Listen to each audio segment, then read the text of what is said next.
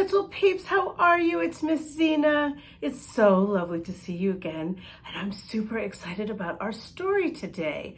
Today, we are going to learn something about the United States Constitution, and specifically the First Amendment, which talks about all kinds of freedoms that we have.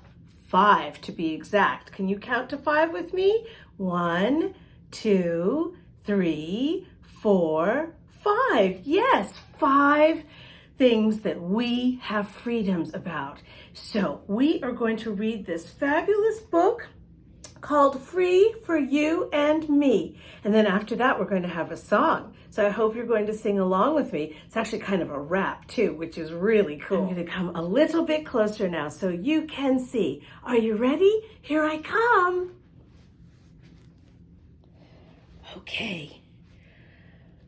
Free for You and Me by Christy, Mihaly, and illustrated by Manu, Montoya. Okay, let's see what they have to say. Our country is free. What does that mean for you and me? Do you see all the kids in the playground? They look like they're having fun. And one little boy said to the little girl, "You can't say that." And the little girl said, "Yes, I can. It's a free country." Let's go back to when the United States was first created. These are what are called our founding fathers. We declared our independence from the far-off British throne. For ourselves and our descendants, we would write laws of our own. And so we wrote the Constitution, forming a new government with rules for every institution, Congress, courts, and president. The document would rule the nation, but there was still more work to do. Then we had the inspiration to add a list of freedoms too. It's actually called the Bill of Rights.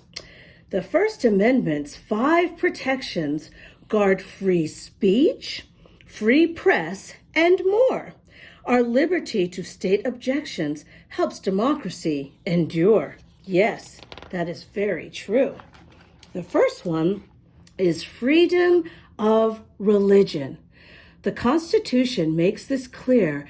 Every faith is welcome here. Every faith. There's not just one our laws protect, for all alike deserve respect. When President George Washington visited Newport, Rhode Island in the year 1790, that was a long time ago, the people of the Jewish synagogue there had a question for him.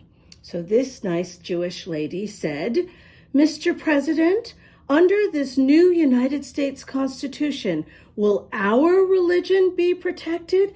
And there's President George Washington, do you see? And he said, "Yes, of course. You're welcome here no matter what religion you follow. The government of the United States, which gives to bigotry no sanction, to persecution no assistance, requires only that they who live under its protection should conduct themselves as good citizens." Well, that is good to hear. We can all be good citizens, right? So this means that each of us can pray and celebrate in our own way.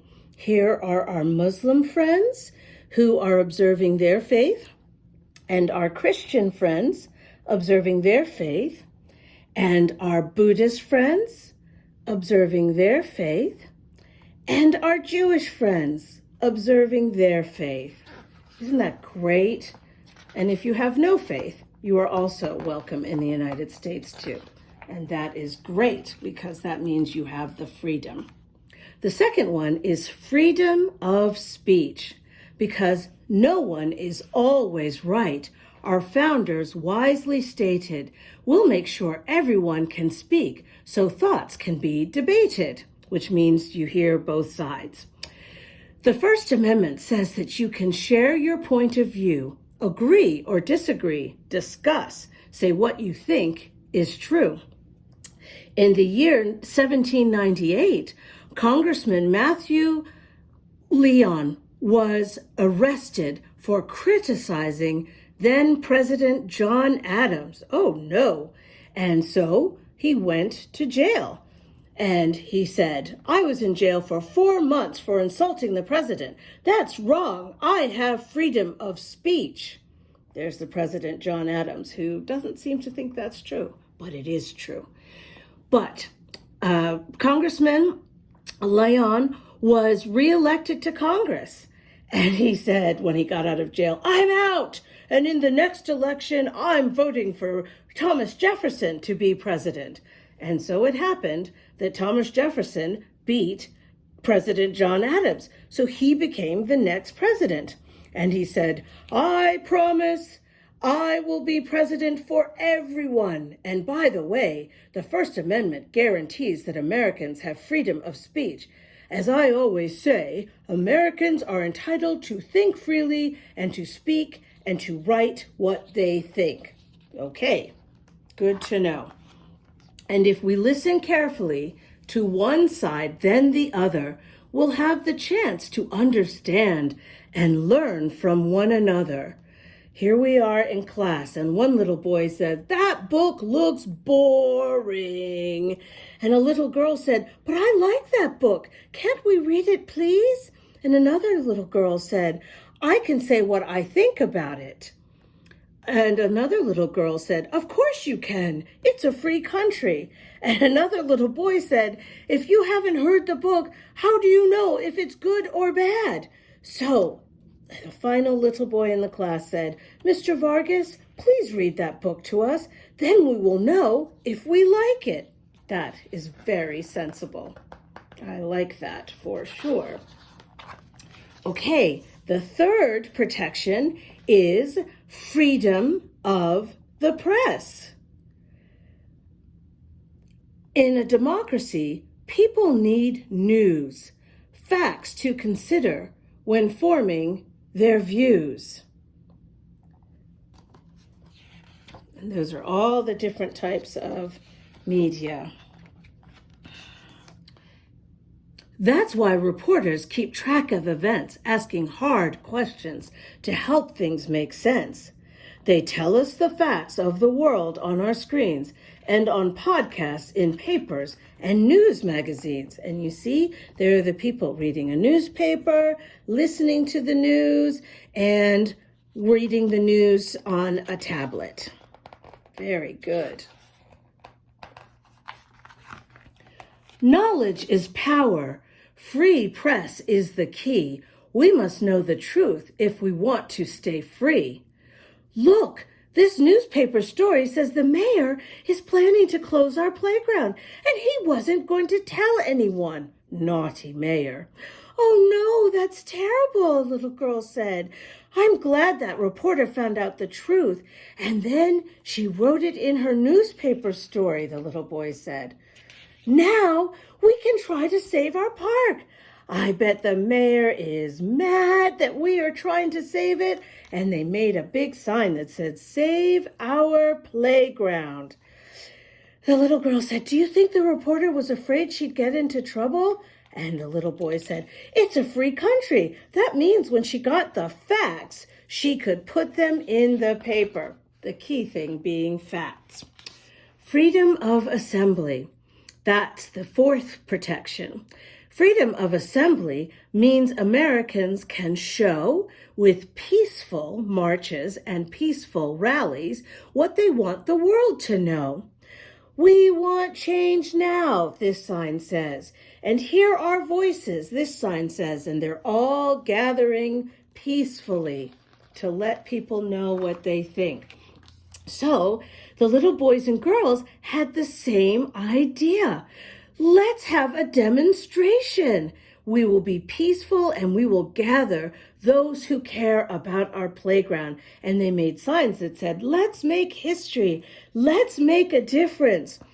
And the demonstration, they would sing and parade and peacefully protest and make others more aware of the playground maybe being shut down. And the fifth And final protection is freedom to petition the government for redress of grievances. Wow, those are big words. Well, let's see. Redress means when you fix something or make it better. And a grievance is a complaint or a problem. And the little girl asked, like closing the playground? And the little boy said, right, and we're asking the mayor to fix that. So please sign our petition. And he has a sign that says, save our playground. So when we want to tell our leaders that they're doing something wrong, we can bring them a petition and they'll hear our voices strong. Politicians need to hear us. We're the ones they represent. Our leaders keep their jobs only if we give consent. And the petition worked, and they got to save their playground. Isn't that wonderful?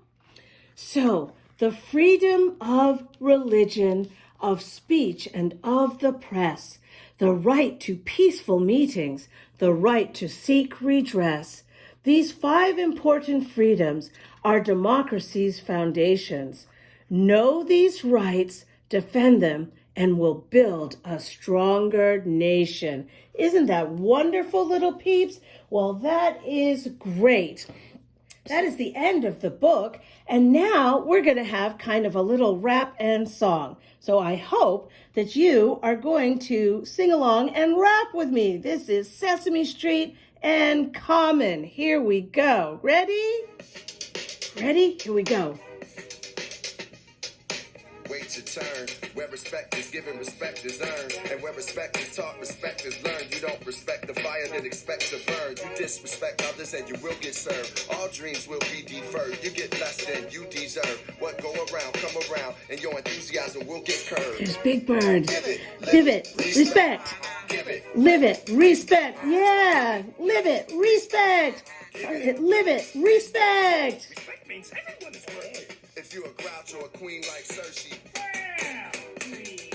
Worldwide, from the East Coast to the West world, and you can show it with a bow or a curtsy. So no need for insecurity. Respect is power. Respect is purity.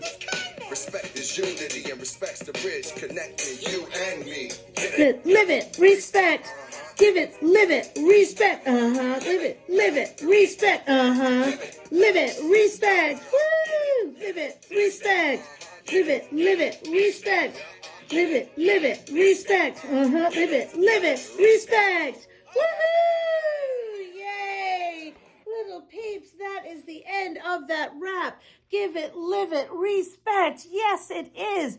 That is so important that we respect each other and we respect the rights that we have. The 5 rights that we talked about, the freedom, so important. And I really hope that you enjoyed that story and that you rapped along. Give it, live it, respect. Yes. And thank you so much for watching and listening to the story so enthusiastically. And big peeps, if you enjoyed that as well, please feel free to subscribe on the red subscribe button to Miss Zena Reads YouTube channel. There are lots more stories. Okay, until the next time, remember, stories are stupendous. Okay, bye-bye.